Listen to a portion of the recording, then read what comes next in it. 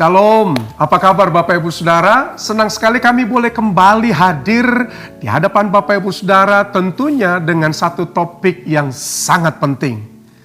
Tema kita pada hari ini, topik yang akan dibicarakan adalah apakah orang Kristen wajib memberi perpuluhan?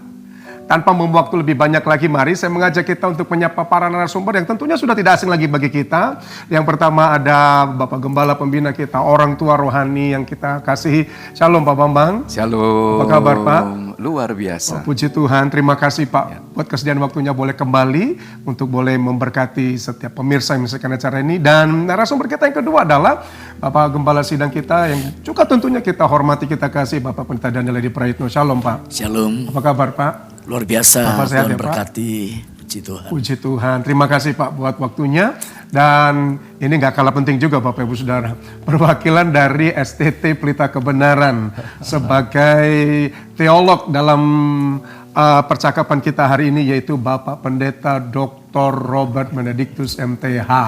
Shalom Pak Robert. Shalom. Apa kabar shalom. Pak? Kabar baik, puji Bapak Tuhan. Sehat ya? Puji Tuhan. Puji Tuhan. Pak, langsung saja ini Pak. Saya mau bertanya dengan Bapak, ini merupakan topik yang sangat hangat, yang selalu menjadi pembicaraan di mana-mana. Dan as a teolog nih Pak, kalau kita perhatikan ya, dalam banyak tradisi Alkitab bahwa persembahan itu bukan sekedar untuk memberi saja, tetapi merupakan ekspresi hati yang dimana tujuannya itu menghormati Tuhan. Pak, sebagai teolog, yang mungkin pemirsa perlu mendengar dasar daripada kebenaran firman ini. Bagaimana kita memahami makna ini di zaman sekarang?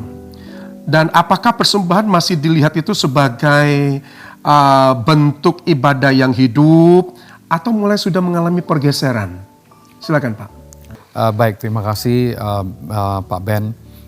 Kita tidak mengeneralisasi pertanyaan ini karena ada dua ayat yang penting yang mau kita diskusikan di dalam talk show ini, yaitu yang pertama yang diambil dari kitab Ulangan pasal 16 ayat 16 dan kemudian yang kedua dari kitab Keluaran 23 ayat 15. Saya bacakan ayatnya, berbunyi demikian: 3 kali setahun setiap orang laki-laki di antaramu harus menghadap hadirat Tuhan Allahmu ke tempat yang akan dipilihnya, yakni pada hari raya roti tidak beragi, pada hari raya 7 minggu, dan pada hari raya pondok daun. Kemudian di sini datang ayat kalimat yang kita bicarakan itu yang berkata, janganlah ia menghadap hadirat Tuhan dengan tangan yang hampa. Dua teks ini sangat penting sekali. Dua teks ini tidak hanya sekedar berisi muatan untuk kita memberikan persembahan, tetapi dua teks ini punya arti rohani dan prinsip rohani yang sangat dalam. Tuhan di sini sedang membentuk umatnya untuk sadar kepada perjanjian di sini.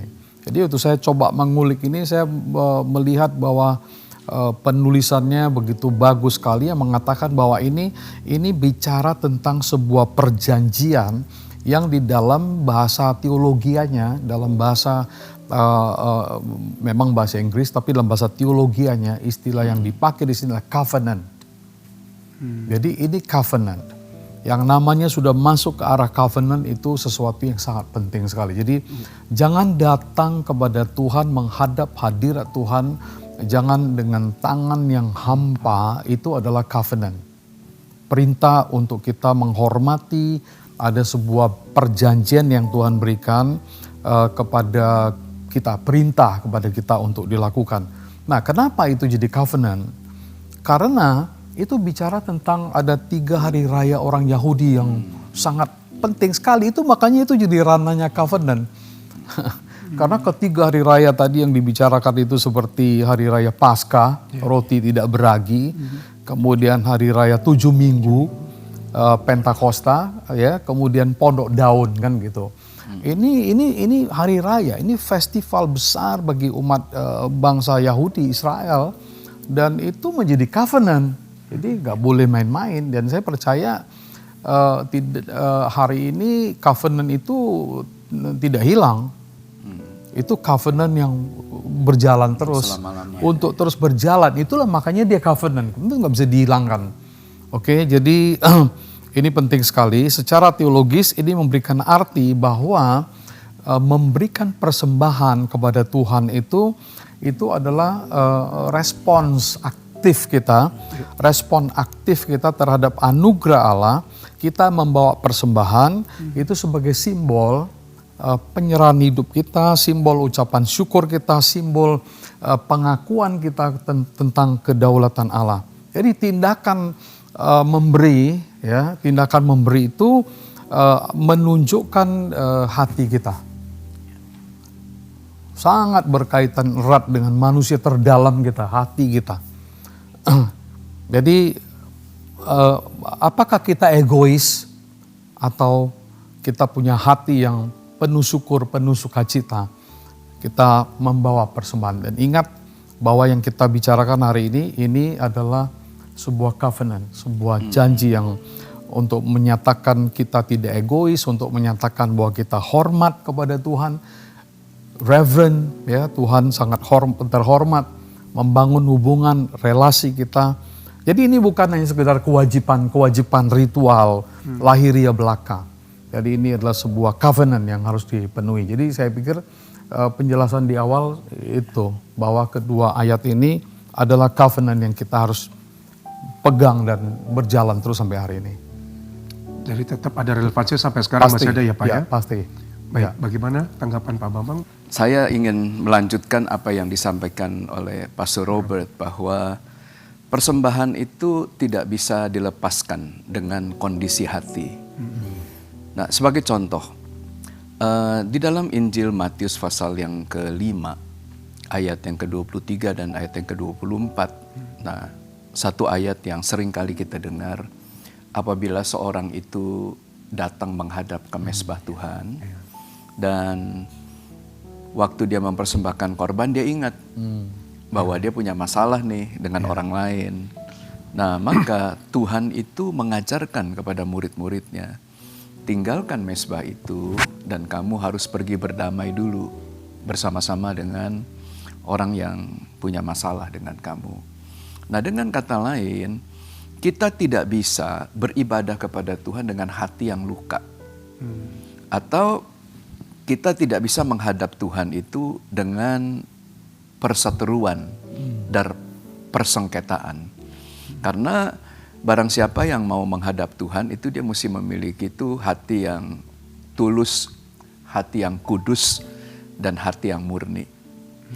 Nah, itu adalah contoh yang pertama. Contoh yang kedua yang tertulis di dalam Alkitab ada di dalam kitab Maliahi pasal yang kedua, ayat yang ke-13 sampai dengan ayat yang ke-14.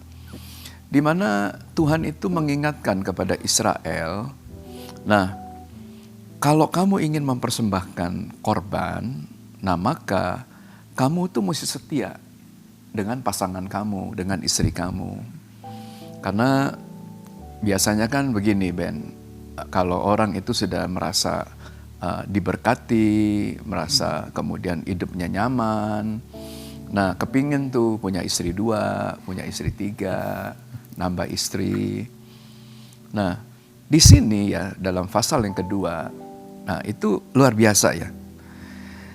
Dikatakan gini, dan inilah yang kedua yang kamu lakukan, kamu menutupi mezbah Tuhan dengan air mata, dengan tangisan, dengan rintihan, oleh karena Tuhan itu tidak lagi berpaling kepada persembahan dan tidak berkenan menerimanya dari tanganmu. Dan kamu bertanya, oleh karena apa? Nah, oleh karena Tuhan telah menjadi saksi antara engkau dan istri masa mudamu yang kepadanya engkau tidak setia. Padahal dialah teman sekutumu dan istri perjanjianmu. Jadi dengan kata lain, pada waktu terjadi konflik antara suami dan istri, nah selesaikan dulu konfliknya. Kalau konfliknya udah selesai, baru kemudian datang untuk mempersembahkan korban. Nah, dengan kata lain, kembali bahwa Alkitab itu menegaskan persembahan itu tidak bisa kemudian lepas itu dari hati. Nah, ayat yang berikutnya ada dari 2 Korintus pasal 9 ayat yang ke-7. yang berkata hendaklah masing-masing memberikan menurut kerelaan hatinya, jangan dengan sedih atau karena paksaan. Sebab Allah mengasihi orang yang memberi dengan sukacita. Nah, kembali lagi bahwa persembahan itu kaitannya itu sangat erat dengan hati. Dan yang terakhir, nah maka Alkitab juga kemudian memberikan informasi yang sangat clear bahwa di mana hatimu berada, ya disitulah hartamu berada. Oh, berarti itu persembahan selalu kata kuncinya berkaitan dengan hati ya Pak ya? Iya. Nah bahkan kalau kamu lihat lagi di dalam Maliahi pasal yang pertama, Tuhan kan sampaikan begini, jika aku ini Bapa, di manakah hormat yang kepadaku ini? Jika aku ini Allah, di manakah hormat yang kepadaku itu? Nah dari mana sekarang Tuhan itu menilai rasa hormat dari seseorang? Nah Tuhan katakan, kenapa kamu mempersembahkan binatang yang buta, binatang yang timpang, binatang yang cacat? Coba aja berikan kepada bupatimu, mau terima gak dia gitu. Nah jadi ya gak bisa bohong. Di mana hartamu berada, di situ hatimu berada. Atau kita balik, di mana hatimu berada, di situ hartamu juga berada. Kalau hatinya berada di istri masa muda, beda ya Pak? Istri masa muda loh Bapak Ibu, bukan istri muda. Jelas loh. Betul ya Pak ya? Istri masa muda, bukan istri muda. Bagaimana Pak Edi? Ya, persembahan itu sampai hari ini relevan. Ya. Karena dari dua narasumber yang kita dengar, baik dari Kepala Pembina Pak Bambang maupun dari Pak Robert. Karena persembahan itu adalah menceritakan apa yang kemudian ada di dalam hati setiap orang yang mempersembahkannya. Nah di sini memang saya melihat bahwa ada orang-orang yang memberi persembahan dan menganggap bahwa itu adalah beban. Ada juga orang yang memberikan persembahan dan menganggap itu adalah hal yang biasa, sebuah kebiasaan dalam satu ibadah dan sebagainya. Nah, mari kita melihat cara Tuhan memandang persembahan. Cara Tuhan memandang persembahan dengan cara manusia memandang persembahan itu berbeda. Tadi disampaikan dalam kitab Maleakhi, cara Tuhan memandang persembahan itu adalah Tuhan tidak hanya menilai dalam permasalahan angkanya, jumlahnya, tapi Tuhan menilai hati daripada orang yang mempersembahkannya. Oleh karena itu waktu kalau kita lihat dalam Perjanjian Baru, Tuhan itu ada di Bait Allah dan dia lihat, dia tungguin persembahan siapa yang kemudian dianggap paling berkenan, paling besar, dianggap kan begitu. Persembahan siapakah yang dianggap itu adalah persembahan yang punya bobot dan memiliki nilai yang lebih. Maka orang berkata, wah persembahan orang yang kaya, yang banyak. Tidak salah, tapi permasalahannya waktu Tuhan melihat, bukan dinilai, tapi Tuhan pertama-tama dia lihat itu adalah masalah daripada hatinya. Karena tadi disampaikan, waktu kita membawa persembahan, kita membawa hati dan hidup kita itu kepada Tuhan. Jadi memang untuk jemaat, untuk kita semuanya, pada waktu kita diberikan kesempatan untuk membawa persembahan, itu kita mesti ingat bahwa ini itu adalah hati kita. Kalau hati kita mengasihi Tuhan, hati kita respect dengan Tuhan, menghormati Tuhan, saya percaya bahwa kitalah yang akan menentukan seberapa besar dan kemudian seberapa respectnya, seberapa kemudian besarnya kasih kita itu kepada Tuhan. Nah dari itu Tuhan itu melihat, waktu Tuhan melihat janda yang miskin ini, dia berkata, persembahannya dia ini loh sebetulnya yang paling besar dari semua persembahan yang ada. Jadi dengan kata lain waktu kita mengasihi Tuhan gak hitung-hitungan gitu ya Pak? Iya. Saya udah kasih sekian, saya udah kasih ini, nggak ribut gitu ya Pak ya? Betul. Udahlah kasih aja semua, udah. Nggak begitu juga. Saya kurang setuju juga dengan konsep yang seperti itu. Apa yang menjadikan persembahan daripada Kain dan Habel itu berbeda? karena Habel itu mempersembahkan korban itu berdasarkan iman. Nah, jadi kalau kita memberi bukan begini, hitung-hitungan buat Tuhan, udah semuanya, nggak begitu, nggak begitu. Tapi kita memberikan kepada Tuhan itu berdasarkan iman. Jadi ada firman-Nya, nah kemudian ada understanding-nya, berdasarkan understanding itu, nah maka kemudian kita memberi. Ini menarik loh Bapak Ibu Saudara. Jadi pada waktu kita memberi itu bukan sekedar rutinitas, tetapi ini kata Pak Edi menunjukkan itulah hati kita kepada Tuhan. Dan pada waktu kita memberi, berilah dengan kerelaan, dengan sukacita, bukan dengan paksaan, tetapi saya kutip lagi statement Pak Bambang, dengan understanding yang benar, dengan dasar kebenaran firman yang benar, kita punya iman, kita punya kasih, lakukanlah itu. Karena pada waktu kita lakukan, kembali kata Pak Robert, ini covenant, perjanjian. Kalau Tuhan tidak melupakan perjanjiannya, sekarang kita kembali kepada diri kita. Apakah kita mau melupakan perjanjian yang Tuhan sudah berikan bagi kita? Kalau kita selama ini mungkin ya memiliki pengertian kurang, ayo hari ini kita mulai mengerti. Dalam pemberian-pemberian kita itu menunjukkan hati kita kepada Tuhan. Siapa Tuhan dalam hidup kita? Mari kita tunjukkan dalam setiap korban yang kita bawa kepada Tuhan. Nah, ini pertanyaan yang kedua, ini mungkin kepada Pak Bambang ya Pak. Pak, gini Pak, topik persepuluhan ini kan seringkali menjadi perdebatan. Kadangkala ada orang bilang, aduh ini gereja perpuluhan, kayak nggak ada topik lain kan gitu ya Pak. Dan ini merupakan pendapat persepuluhan adalah hukum Taurat. Itu jadul itu zaman perjanjian lama. Sekarang mah kasih karunia. Nggak sedikit orang berpendapat seperti itu. Pak, di sisi lain kan Bapak adalah pribadi yang melayani sudah sangat lama di khususnya keluarga besar di Medan Plaza. Pak, pertanyaan saya tuh gini Pak, bagaimana kita, ya baik kita di sini maupun pemirsa yang menyaksikan acara ini, menempatkan persepuluhan dan persembahan khusus itu tanpa mengurangi makna dari kematian Kristus di kayu salib. Dan berikutnya gini Pak, apakah memberi itu merupakan respon terhadap kasih karunia atau kewajiban terhadap hukum Taurat? Silakan Pak. Saya akan mulai itu dari surat Yohanes pasal 10 itu ayat 10. Jadi konteks dari Injil Yohanes pasal 10 itu menceritakan Tuhan itu adalah gembala yang baik. Nah, kemudian dalam ayat 10 maka Tuhan itu berbicara, pencuri datang hanya untuk mencuri, membunuh dan membinasakan. Tetapi aku datang, kata Tuhan. Aku datang untuk memberikan kepadamu kehidupan, supaya kamu memiliki kehidupan itu dalam segala kelimpahan.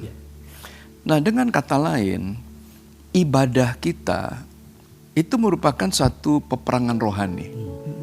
Peperangan rohani antara kemiskinan dan kelimpahan. Nah, sayangnya pada hari-hari ini pengajaran tentang hidup berkelimpahan ini berlebihan. Sehingga orang-orang itu mulai melihat bahwa pengajaran tentang teologi kemakmuran ini menyesatkan.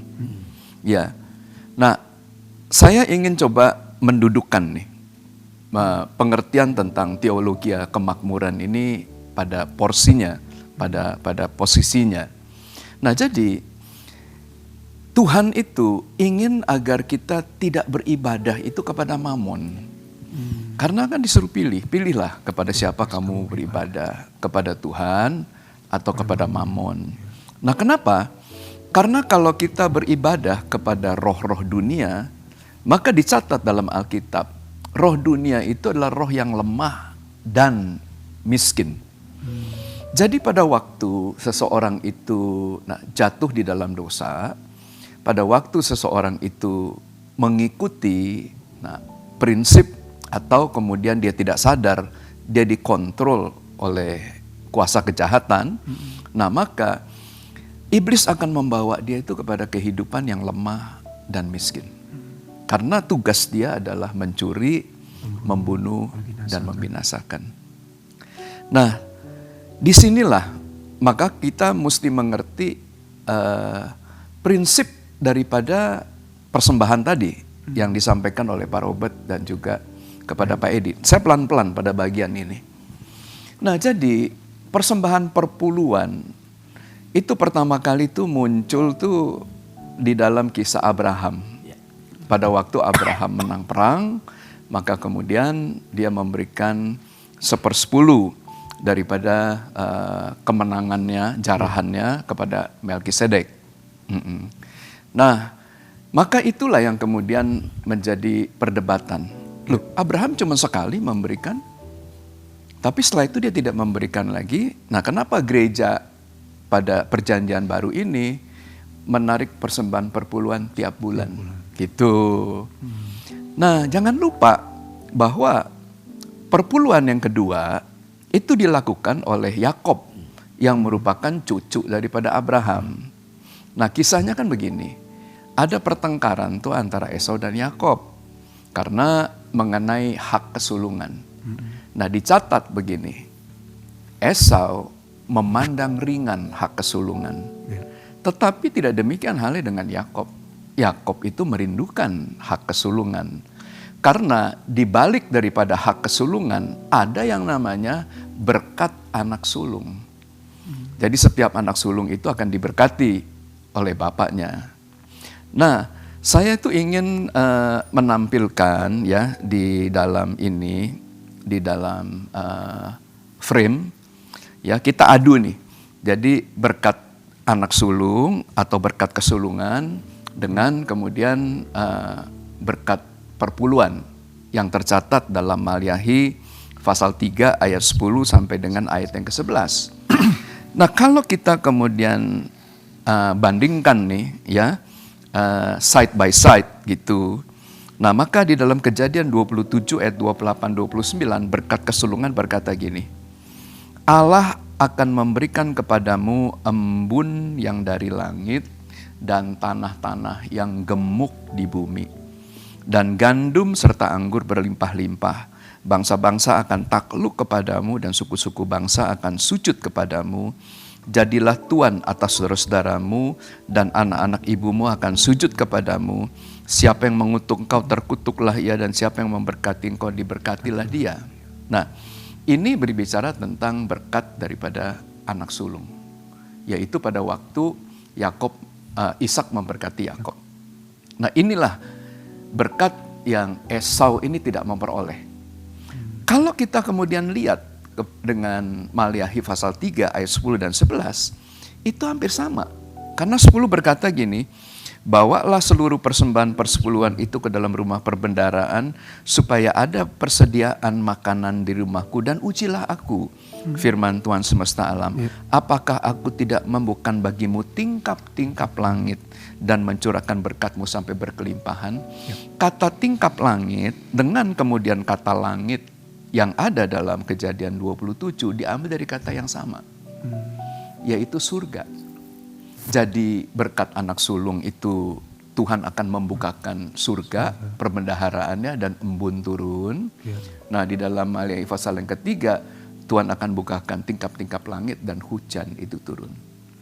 Nah, akibatnya, maka dicatat nih dalam Maliahi pasal 3, aku akan menghardik bagimu belalang pelahap supaya jangan dihabisinya hasil tanahmu dan supaya jangan pohon anggur di padang tidak berbuah bagimu. Firman Tuhan semesta alam. Perhatikan kata, pohon anggur di padang dan hasil tanahmu. Nah, di dalam Kejadian 27 juga dicatat begini. Aku akan memberikan kepadamu tanah gemuk di bumi dan gandum serta anggur yang berlimpah-limpah. Match nggak? Very match itu. Maka segala bangsa akan menyebut kamu berbahagia sebab kamu ini menjadi negeri kesukaan, firman Tuhan semesta alam. Nah, jadi kembali pada waktu Yakob itu dikejar oleh Esau karena dia kan menipu bapaknya sehingga hak kesulungan itu jatuh ke Yakob dan berkat kesulungan itu juga jatuh ke Yakob. Maka Yakob itu bersumpah, kalau Tuhan membawa aku kembali ke rumah bapakku, maka dari segala sesuatu yang ada, aku, kata Yakob, akan memberikan perpuluhan. Nah, pertanyaannya, kenapa baru pada zaman Yakob perpuluhan itu bukan sekali, tapi perpuluhan itu seumur hidup. Nah, berkali-kali sampai kemudian dia meninggal. Karena pada waktu zaman Abraham nggak punya 2 anak. Jadi berkat kesulungan itu belum diperkenalkan. Baru pada zamannya Ishak punya 2 anak. Maka di situ Tuhan perkenalkan ada namanya hak kesulungan, ada yang namanya berkat kesulungan. Dan itu diteruskan nanti oleh Yakob. Dari 12 anak, Tuhan pilih si Yusuf untuk memperoleh anak sulung, untuk memperoleh berkat kesulungan. Nah, yang unik melalui berkat kesulungan ini yang diperoleh oleh Yakob ini, ya. Nah, maka Yakob itu mengajarkan kepada anak-anaknya juga untuk menyisihkan 1/10. Dari mana kita tahu? Pada waktu Musa itu memimpin orang Israel itu keluar dari tanah Mesir, nah maka tulah yang terakhir yang mengakibatkan Mesir itu menyerah adalah tulah anak sulung. Why tulah anak sulung? Karena Alkitab berkata gini, seluruh anak sulung adalah milikku, kata Tuhan. Dan pada waktu kemudian Israel keluar, nah Tuhan bilang, kan pada waktu di Mesir tidak ada satupun anak sulung yang mati daripada antara kamu. Maka sebagai gantinya, aku memilih orang Lewi sebagai anak sulung, menjadi pengganti daripada seluruh anak sulung. Dan kepada orang Lewi, Tuhan percayakan perpuluhan. Nah, apa yang dilakukan oleh orang Lewi nih pada waktu mereka menerima perpuluhan? Maka Tuhan berkata kepada orang Lewi, kepada Israel begini nih. Lewi tidak memperoleh hak atas tanah yang berlimpah-limpah susu dan madunya. Tetapi Lewi akan mewarisi aku. Akulah menjadi warisan daripada orang Lewi. Dengan kata lain, pada waktu kemudian kita mengembalikan perpuluhan, maka kita itu mengakui keimaman daripada suatu bangsa. Dan melalui orang Lewi ini, Israel diberkati. Karena dalam kitab Bilangan kan dikatakan gini kan, maka Lewi harus memberkati seluruh bangsa. Tuhan menghadapkan wajahnya padamu dan memberi engkau damai sejahtera. Tuhan menyinari engkau dengan kata lain, ya, pada waktu kita itu mengembalikan perpuluhan, maka Tuhan itu akan menjadi milik kita. Bukan berarti kita membeli Tuhan, ya, tapi that's a covenant. Itu. Cara Tuhan tuh memberkati satu bangsa, cara Tuhan tuh memberkati satu gereja dengan cara seperti itu. Waktu kamu kemudian mengembalikan perpuluhan kamu sebagai pengganti daripada anak sulung, karena Tuhan memberkati, Tuhan melepaskan kita dari dosa, Tuhan melepaskan kita dari belenggu, dan kita mengembalikan perpuluhan ini kepada Tuhan, maka Tuhan janji, ujilah aku. Aku akan berkati kamu, aku akan bukakan tingkap-tingkap langit. Sampai kau berkelimpahan, tanah-tanahmu akan gemuk. Dan seterusnya, dan seterusnya, dan seterusnya. Dan ini covenant. Covenant yang sifatnya selama-lamanya Pak ya. Enggak termin waktu tertentu saja, tetapi untuk seterusnya. Sampai kita kembali ke surga. Gitu ya Pak ya. Iya, dan ini adalah peperangan rohani. Oh. Karena kembali lagi tadi, kan saya mulai dengan pencuri datang untuk mencuri, membunuh, membinasakan, tapi aku datang untuk memberikan hidup dan hidup yang berkelimpahan. Jadi perpuluhan tidak bisa dipisahkan daripada anak sulung. Anak sulung nggak bisa dipisahkan dari berkat kesulungan. Ibarat mata koin ya Pak ya, nggak bisa dipisah ya Pak ya. Nggak bisa. Wow, ini artinya luar biasa loh. Kalau kita memberikan perpuluhan, Tuhan sendiri yang janji, akulah menjadi warisanmu. Gitu ya Pak ya. Tuhan yang menjadi milik kita. Nah kalau udah Tuhan jadi milik kita, siapa yang jadi lawan kita? Gak ada. Silakan Pak Edi, mungkin ada tambahan? Pak Yo Robert? ini. Artinya. Wah ini berat nih. Peperangan rohaninya berat ya Pak. Berat ya. Ya jadi tadi kan pertanyaan Ben tadi ada menyinggung apakah memberikan persembahan, khususnya kita sedang berbicara tentang persepuluhan, Iya. apakah memberikan persembahan persepuluhan itu bertentangan, apakah itu kontroversial dengan berita Injil yang penuh dengan kasih karunia dan seperti itu kan. Ya saya pikir itu perlu diluruskan lah, ya statement-statement yang menimbulkan persepsi-persepsi yang misunderstanding dan kemudian tafsir-tafsir yang jadi ini perlu diluruskan. Memang kalau kita melihat bahwa perjanjian baru tidak secara tegas, secara eksplisit itu bicara tentang kewajiban ini berikan persembahan persepuluhan. Tetapi justru saya melihat di perjanjian baru ini itu malah dipertajam dengan kalimat-kalimat yang memberi persembahan yang dipertajam dengan begitu berbeda seperti kata-kata kita harus memberi dengan memberi dengan sukacita, memberi dengan rela.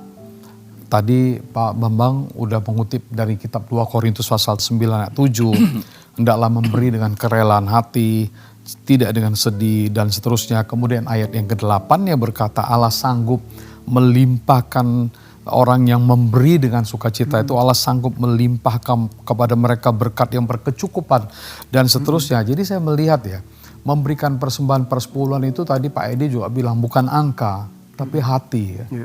Tapi hati. Nah yang menjadi kontroversi, yang menjadi masalah adalah ketika kita menjadikan persembahan persepuluhan ini menjadi sebuah hukum yang sifatnya legalistik. Di situ timbul masalah. Jadi ini bukan legalistik. Kita tidak mengajarkan legalisme.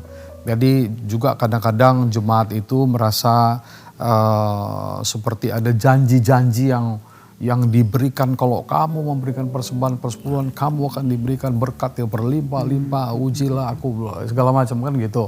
Nah ini seperti kita sedang membangun sesuatu yang namanya legalistik tadi, legalisme. Padahal kalau kita kembali ke nanti mungkin ada penjelasan itu di Maliaki pasal 3 sesudah Pak Bambang juga beberapa kali ada menyinggung penjelasan Maliaki mulai dari pasal 1 kemudian di pasal 2 Tuhan memberikan teguran kepada para imam dengan keras dan kemudian baru masuk kepada pasal 3 ini berbicara tentang ayat-ayatnya berbicara perpuluhan. Sebenarnya bukan soal berkatnya tetapi kita melihat Tuhan sedang kembali bicara kepada umatnya untuk setia. Yang nggak enak Pak Robert tuh bukan hanya kalau kamu memberikan kamu akan diberkati. Yang nggak enak tuh kalau kamu tidak berikan. Itu, nah, itu kan kamu ada kena ancaman. kutuk. Ada ancaman. Itu intimidatif banget loh itu. Ya. Terus kalau ada masalah, kamu pasti belum bayar perpuluhan gitu Pak. Nah, itu kalau ada permasalahan gitu. Jadi- Gara-gara kamu belum bayar perpuluhan, gara-gara kamu belum bayar buat sulung.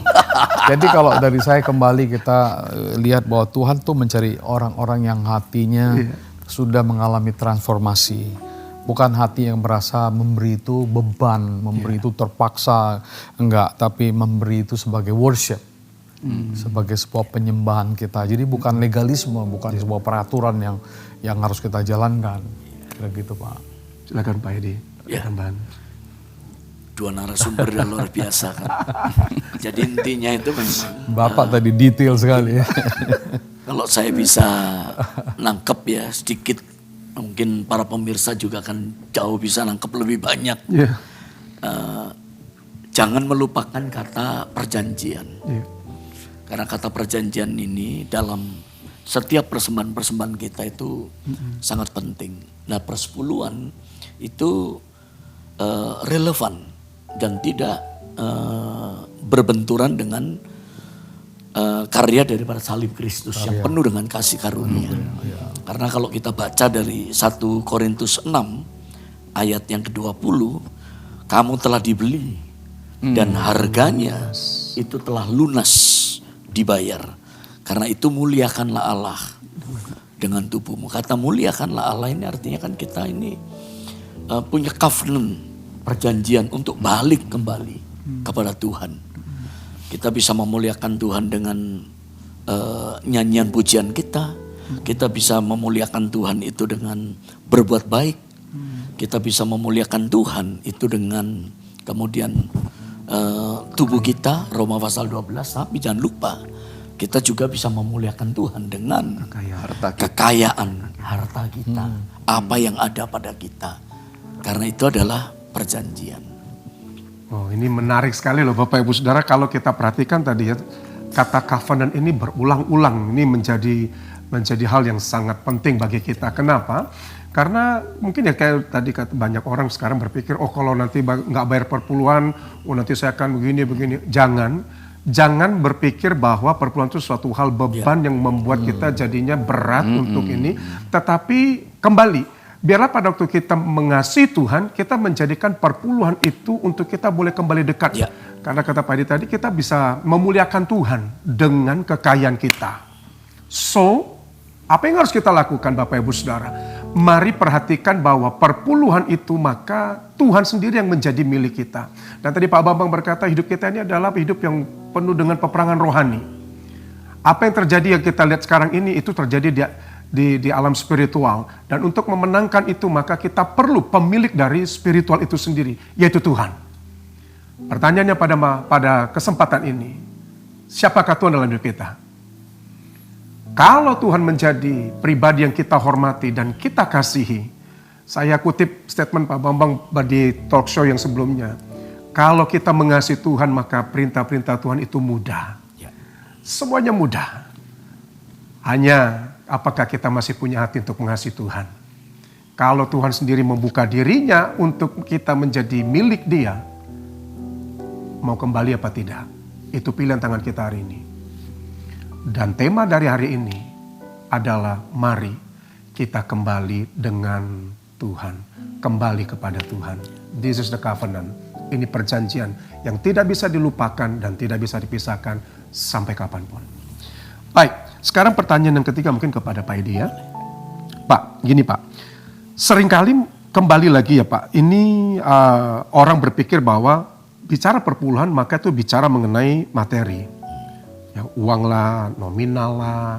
Namun Alkitab juga menyingkapkan bahwa dimensi berkat rohani itu jauh lebih dalam dan jauh lebih penting. Seperti ketaatan tadi Pak Robert sempat singgung ya, Pak Bambang juga ketaatan, kerelaan dan berbagai macam yang lain. Dan kepercayaan pada Tuhan dari hati, tadi kita juga bicara hati. Dan pertanyaannya gini Pak, Bapak ini gembala nih.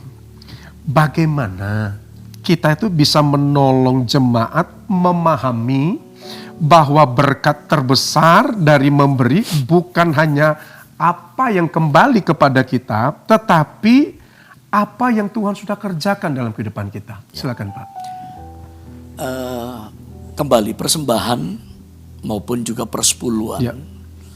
Ada banyak orang dalam tanda kutip ya mengajarkannya itu dalam bentuk transaksional. Jadi jemaat kemudian diajar bahwa kalau kita kemudian memberi maka kita akan memperoleh feedback daripada apa yang kita beri. Nah, kecenderungan untuk terus membicarakan hal ini itu mengkonotasikan membuat jemaat itu berpikir kalau saya tidak memberi, saya tidak diberi. Kalau saya memberi, saya kemudian nanti akan memperoleh balik apa yang diberikan. Dan ini menciptakan orang-orang yang transaksional. Padahal sebetulnya Tuhan itu adalah Tuhan yang tahu akan keperluan dan kebutuhan kita. Dan bagaimana cara kita itu kemudian mulai mengajarkan jemaat? Kita ajar jemaat itu untuk setia sebetulnya. Bahwa apa yang kita lakukan, apa yang kita kemudian persembahkan untuk Tuhan, itu adalah bagian daripada rasa hormat kita, iman kita, dan kerinduan kita untuk kemudian mendekat kepada Tuhan. Yang pasti Tuhan itu akan memiliki yang pasti Tuhan itu akan kemudian mengerti akan seluruh kebutuhan kita. Tuhan berkata begini, jangan kamu khawatir tentang apapun juga.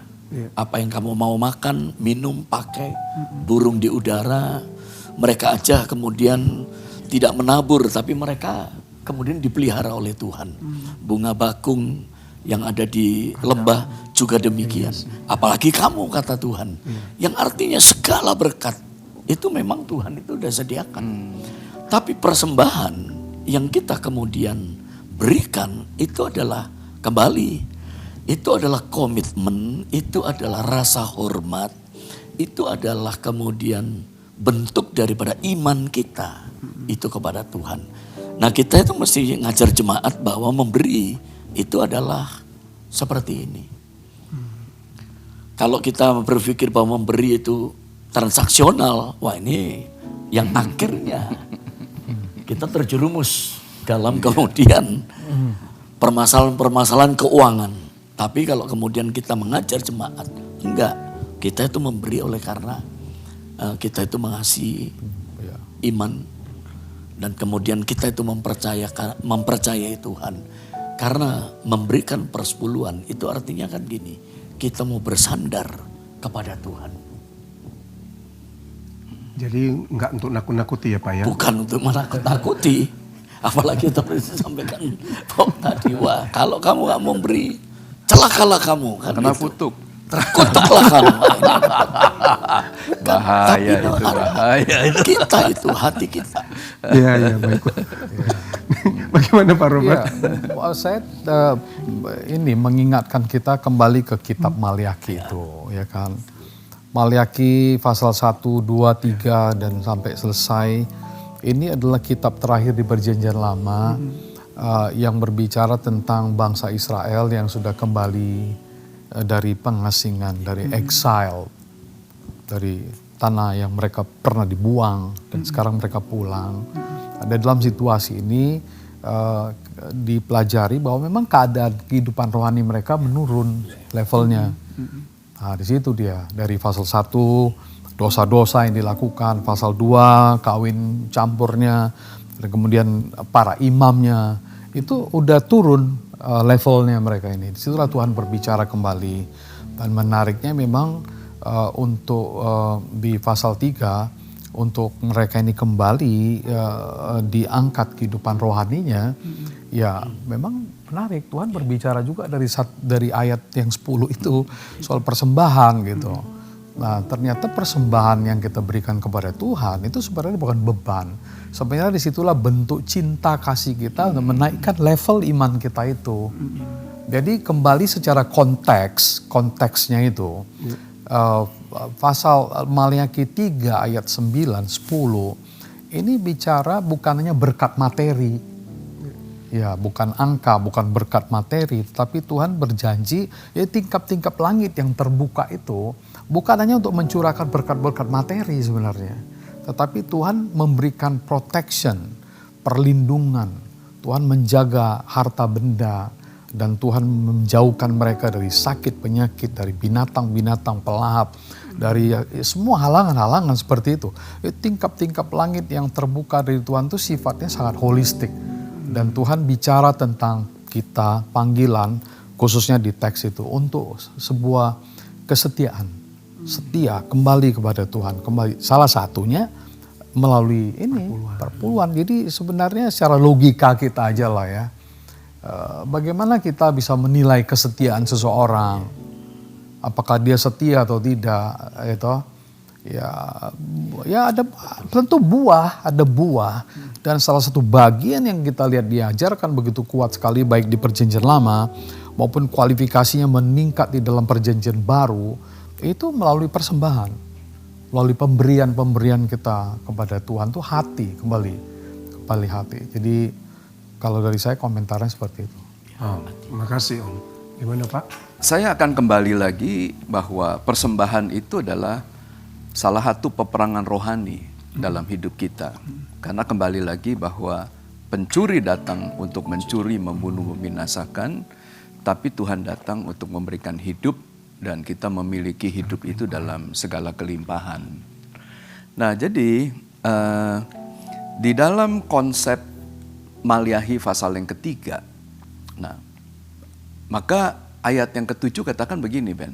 Sebelum ayat 10 ya, karena perpuluhan itu ada di ayat 10. Ya. Tapi ayat 7-nya katakan begini, kembalilah kepadaku, maka aku akan kembali kepadamu. Tapi para imam kemudian bertanya dalam ayat 8, bagaimana cara kami harus kembali? Tuhan langsung katakan mengenai persembahan persepuluhan dan persembahan khususmu itu, kembalikan kepadaku, maka aku akan kembali. Nah, kalau kamu kembali, nah baru kemudian Tuhan berkata, ujilah aku. Aku akan bukakan tingkap-tingkap langit dan aku akan memberkati kamu. Nah, kata korban di dalam Alkitab diambil dari kata karab yang artinya adalah to draw near. Jadi orang yang kemudian membawa persembahan ini nih, persembahan perpuluhan, nah itu adalah orang yang kepingin kembali kepada Tuhan, hatinya itu rindu untuk dekat dengan Tuhan, untuk kembali ke Tuhan. Alkitab itu mengajarkan kepada kita begini, tunduklah kepada Allah dan lawanlah iblis. Maka dia akan lari. Maka iblis itu akan lari daripadamu. Atau dengan kata lain begini, pada waktu kita itu mendekat kepada Allah dan kemudian kita menghadapi nih yang namanya pencuri nih, serigala berbulu domba. Nah, kita berhadapan dengan roh-roh dunia yang miskin, nah yang lemah. Nah, maka Tuhan itu akan menolong kita. Bagaimana cara Tuhan menolong kita? Dia akan bukakan tingkap-tingkap langit dan akan memberkati kamu sampai kamu berkelimpahan. Dan pasal 3 itu ditutup dengan statement begini. Maka orang akan melihat perbedaan antara orang yang beribadah dan orang yang tidak beribadah. Antara orang benar dan juga orang fasik. Di situ bagaimana cara kita lihat perbedaannya? Saya percaya pada waktu orang melihat kamu diberkati karena Tuhan datang untuk memberikan hidup dan hidup ini kamu akan mengalami dalam segala kelimpahannya. Saya percaya segala kelimpahan bukan bicara hanya materi aja kok. Tapi materi itu juga salah satu daripada kelimpahan itu sendiri. Karena kita lihatlah sejarah lah orang-orang itu yang disertai oleh Tuhan. Orang-orang yang memberikan perpuluhan, ya. Nah, hidupnya sejahtera. Jadi, saya berharap agar kita tidak kalah di dalam peperangan rohani. Karena pada hari-hari terakhir, nah maka gereja itu akan dimanipulasi. Ya, sudahlah, kamu jangan terlalu fanatik deh. Kalau kamu mau beribadah aja, tapi nggak usah berikan perpuluhan, nggak usah bawa persembahan, hanya itu memperkaya gereja saja. Hati-hati loh, itu adalah bagian daripada peperangan rohani. Kayak spirit Firaun juga ya Pak ya? Exactly. Kamu boleh beribadah, tapi yang ini jangan, tinggalin. Oh ini menarik loh Bapak Ibu Saudara, kalau kita perhatikan tadi percakapannya, maka hal penting untuk mungkin pertama bagi para leaders di gereja gitu ya. Untuk menjawab pertanyaan ketiga ini, maka para leaders, para gembala, mari ajar jemaat, ajar domba-domba yang dipercayakan Tuhan bagi Bapak Ibu Saudara, memberikan perpuluhan bukan sebagai transaksional, betul ya Pak ya? Bukan untuk nakut-nakuti. Kalau kamu nggak beri, kamu terkutuk, kamu nanti bla bla bla, sehingga jemaat takut dan akhirnya ketika ada pengajaran yang nggak benar, oh ya ini enak didengar, ini cocok buat saya. Jangan. Tetapi hari ini para gembala, para pemimpin, tugas kita ajar jemaat untuk mengasihi Tuhan, menghormati Tuhan, dan ajar jemaat seperti yang mengatakan Pak Bambang bahwa ini adalah peperangan rohani. Dan untuk membuat perbedaan antara jemaat kita dengan jemaat yang beribadah atau tidak, pastikan bahwa setiap kita itu menang. Menang karena Tuhan ada bersama kita. Dan tentunya Kenapa kita bisa menang? Karena kita mau kembali kepada Tuhan melalui kekayaan-kekayaan yang dipercayakan bagi Tuhan, dipercayakan Tuhan bagi kita. That's so simple. Bagaimana dengan kita hari ini? Khusus buat leader, untuk pertanyaan yang ketiga nih. Ini sangat penting buat kita. Kalau masih begitu kita, ya sudahlah, hari ini kita bertobat lah ya. Nah, nanti kalau pengerjanya mungkin, nah ini untuk gembala saya sudah, doakan gembala Anda. Jangan juga diomongin gitu loh. Biarlah hari ini kita talk show yang bulan ini juga bicara mengenai Roh Kudus. Doakanlah supaya Roh Kudus memenuhi kehidupan gembala Anda dan Roh Kudus memenuhi kehidupan kita sehingga kita bisa mengasihi Tuhan, kita bisa menghormati Tuhan. Baik, pertanyaan yang keempat ke Pak Edi ya. Sekali lagi Pak, ini kan Bapak sebagai gembala. Nah Pak, kepercayaan jemaat terhadap gereja itu kan sangat erat kaitannya dengan transparansi atau keterbukaan dan integritas dalam pengelolaan persembahan itu sendiri. Karena ya nggak sedikit kita jumpai para influencer itu mereka ngomong, oh itu gerejanya udah gede, nggak usah dikasih lagi perpuluhan, mendingan kasih untuk kegiatan yang lain. Ya kesannya baik, tapi kan nggak benar gitu Pak. Nah, di era keterbukaan informasi yang saat ini Pak, jemaat itu tidak hanya ingin memberi, tetapi ya keponya juga ada. Saya pakai kata kepo ya. Kemana duit saya yang saya beri? Ini kemana kan gitu kan? Ini ya inilah jemaat akhir zaman kira-kira gitu ya Pak. Nah pertanyaan gini Pak, bagaimana Bapak sebagai pemimpin, sebagai gembala memastikan prinsip akuntabilitas daripada, ya saya nggak bicara gereja lain, tetapi gereja ini kita lah Pak. Gereja kita untuk di era keterbukaan yang transparansi ini bisa terlihat. Silakan Pak, bagaimana Pak? Iya, jadi sebelum saya jawab, masih balik ke yang ketiga dikit lagi. Oh boleh Pak. Jadi kalau kita tidak memberikan perpuluhan, jangan-jangan yang pertama pencuri udah datang ngambil duluan hati kita. Jadi yang pertanyaan yang berikutnya ini sangat bagus. Ini sebetulnya udah dijawab lewat talk show kita yang lalu ya. Yang lalu berulang-ulang, ada 2 kalau nggak salah. Yang saya ingat pada waktu talk show dengan bagian keuangan di tempat ini, dan kemudian yang kedua pada waktu juga kita bersama-sama dengan tim keuangan. Itu ada 2 kali. Nah, bagaimana cara gereja kita ini kemudian mengelola keuangan? Yang pertama, kita itu memang mempercayakan gereja yang ada di tempat ini kepada orang-orang yang punya kemampuan dalam mengelola. Ya. Jadi seperti kita ini para Tim keuangan. gembala-gembala itu, kita itu diharapkan memang tidak memegang keuangan secara langsung. Ada beberapa kebijakan-kebijakan yang mungkin itu memang keluar dari para pemimpin. Tetapi keuangan itu tetap dipegang oleh orang-orang yang memang diurapi oleh Tuhan di dalam permasalahan Para keuangan. pengusaha ya. Para pengusaha, kemudian orang-orang yang memang ahli-ahli keuangan. Ya. ahli-ahli keuangan, itulah yang kemudian memegang keuangan. Nah kemudian keuangan ini juga diperiksa baik oleh pemeriksa internal maupun oleh pemeriksa auditor yang dari luar. Iya, secara eksternal. Jadi memang kalau kemudian kita mau lihat, itu semuanya bisa terlihat. Karena memang pengelolaannya itu adalah pengelolaan yang diambil dari pengertian-pengertian yang ada di firman. Mengasihi Tuhan dan juga kemudian mengasihi sesama. Pembagian daripada keuangannya seperti apa, sistemnya seperti apa, semuanya itu terkontrol dengan begitu baik. Nah, namun memang inilah permasalahan begitu banyak orang. Orang berpikir, kemana uang saya, gereja udah besar. Kalau kita berikan kelihatannya mubazir. Lebih baik ke gereja kecil dan sebagainya.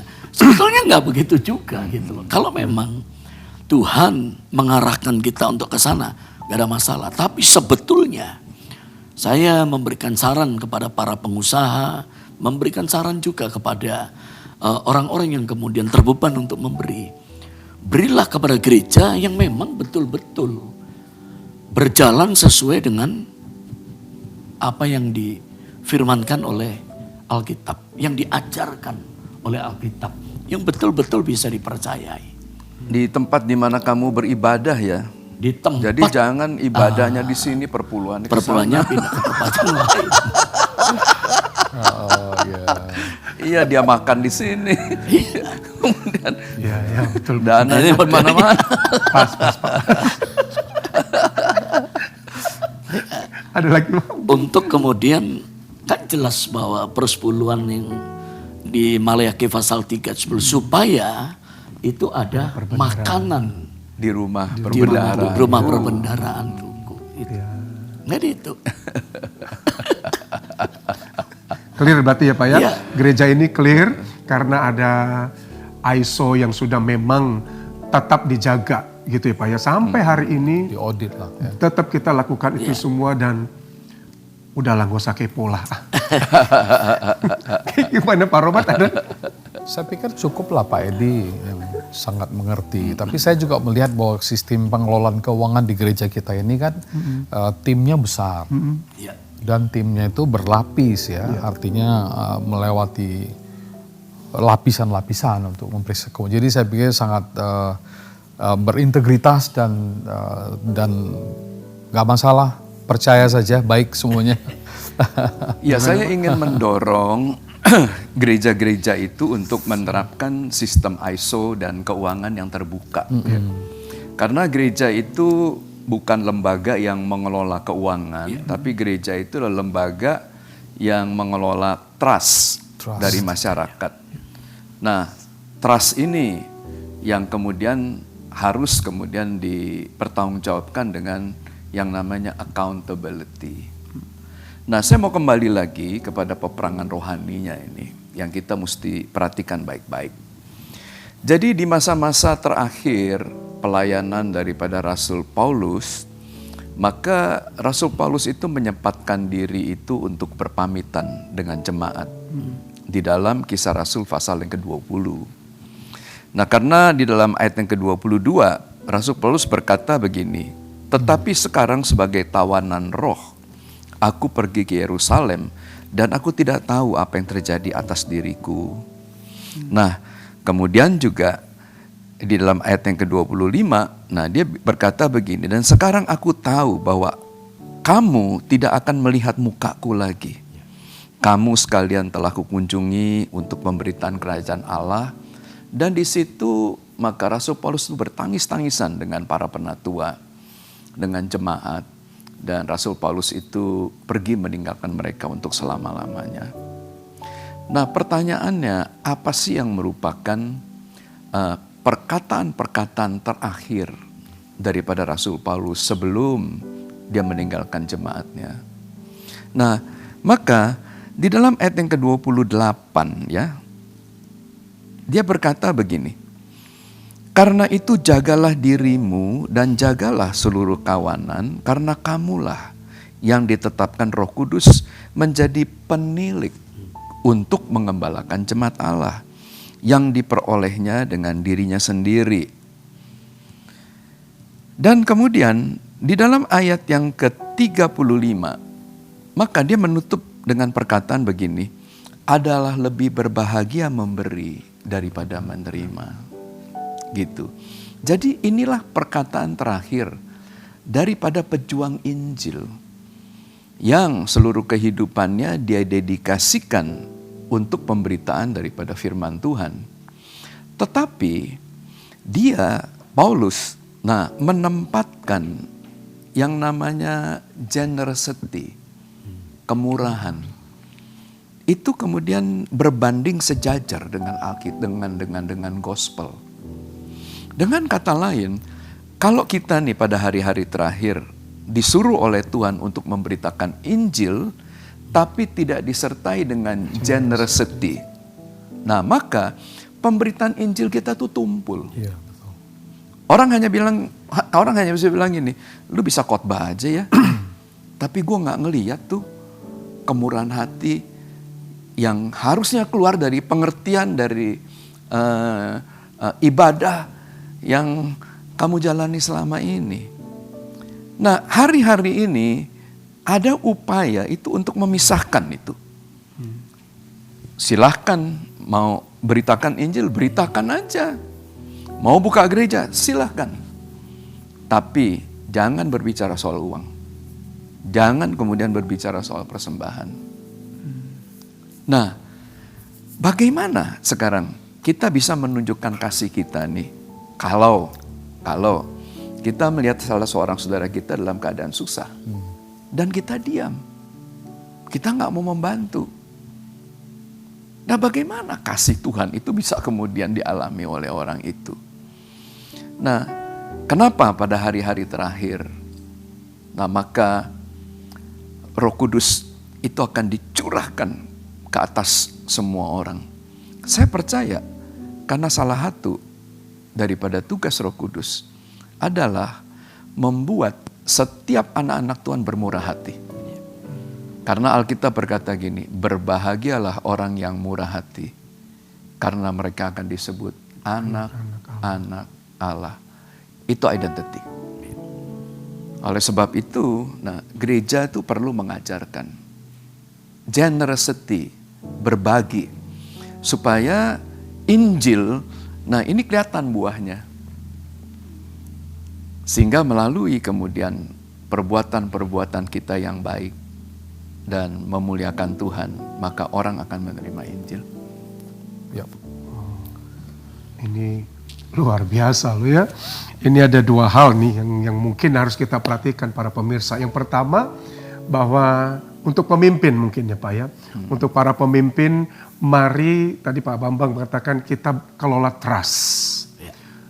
Jangan jadikan alasan perpuluhan untuk kepentingan sendiri, tetapi apa yang gereja ini sudah lakukan, transparansi sudah ada, semuanya sudah ada.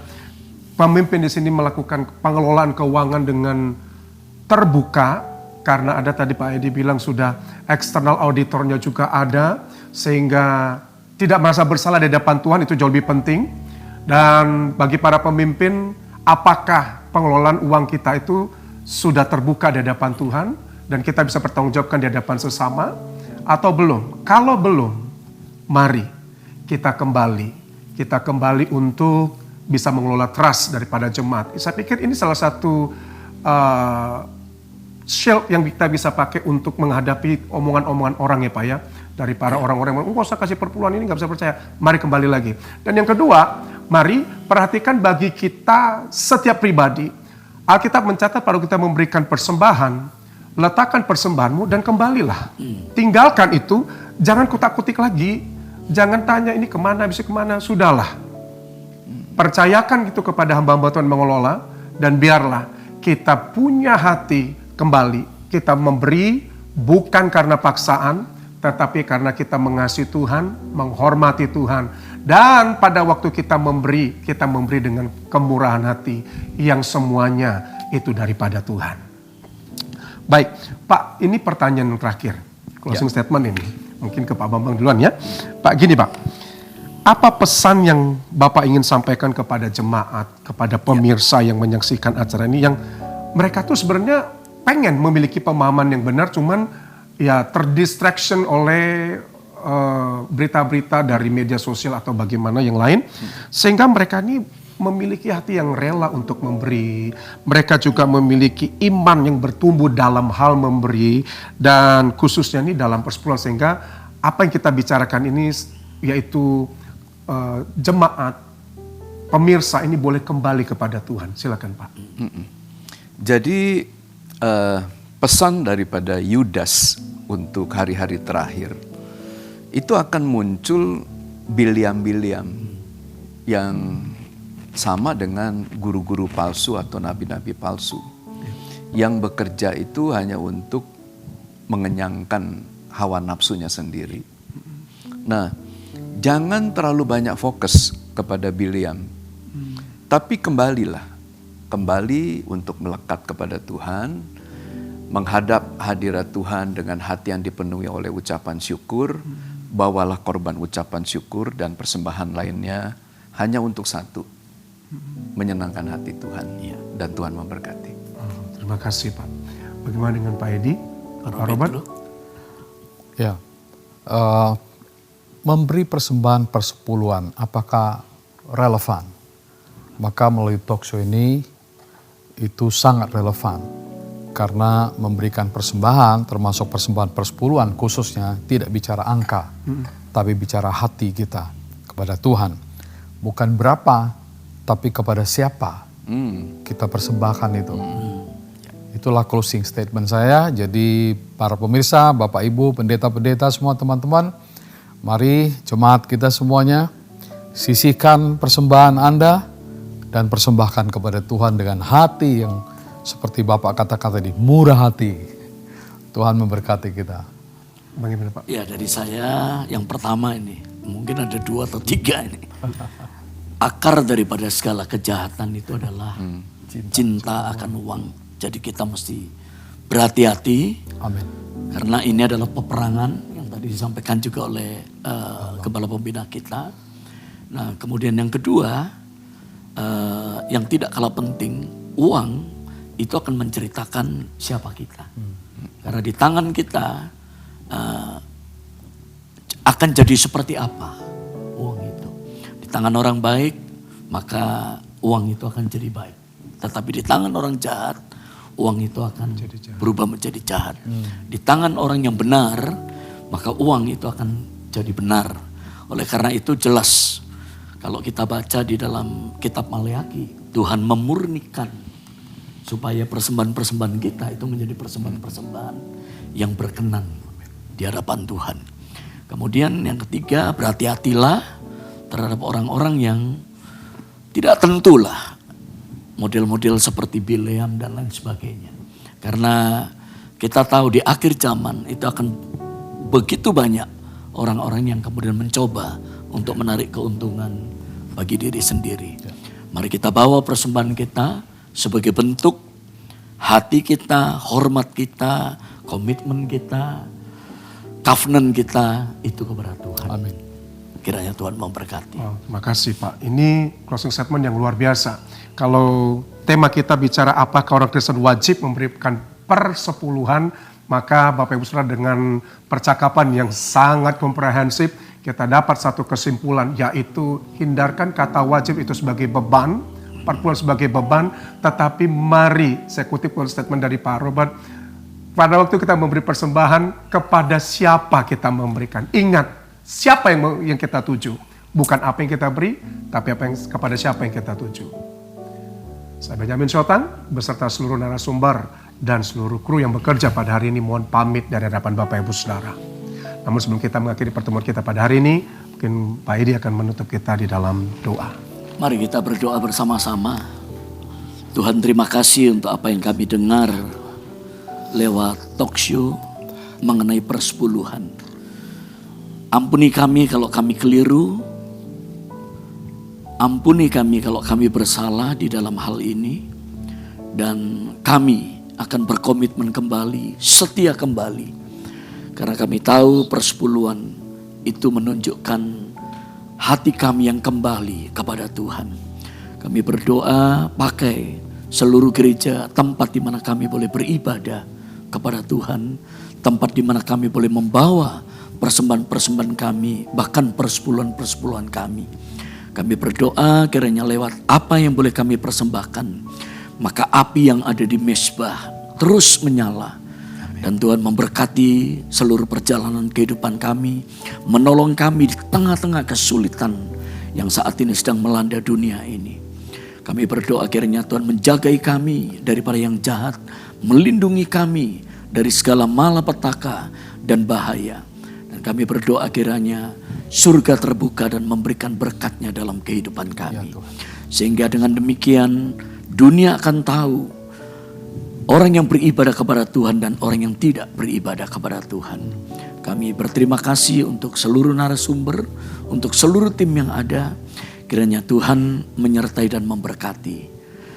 Kami membuka kedua tangan kami dan kiranya berkat anugerah rahmat daripada Allah Bapa di dalam anak yang tunggal Tuhan Yesus Kristus serta persekutuan yang manis dari para Roh Kudus menyertai seluruh aktivitas pekerjaan kami dari saat ini sampai selama-lamanya. Dalam nama Tuhan Yesus. Amin.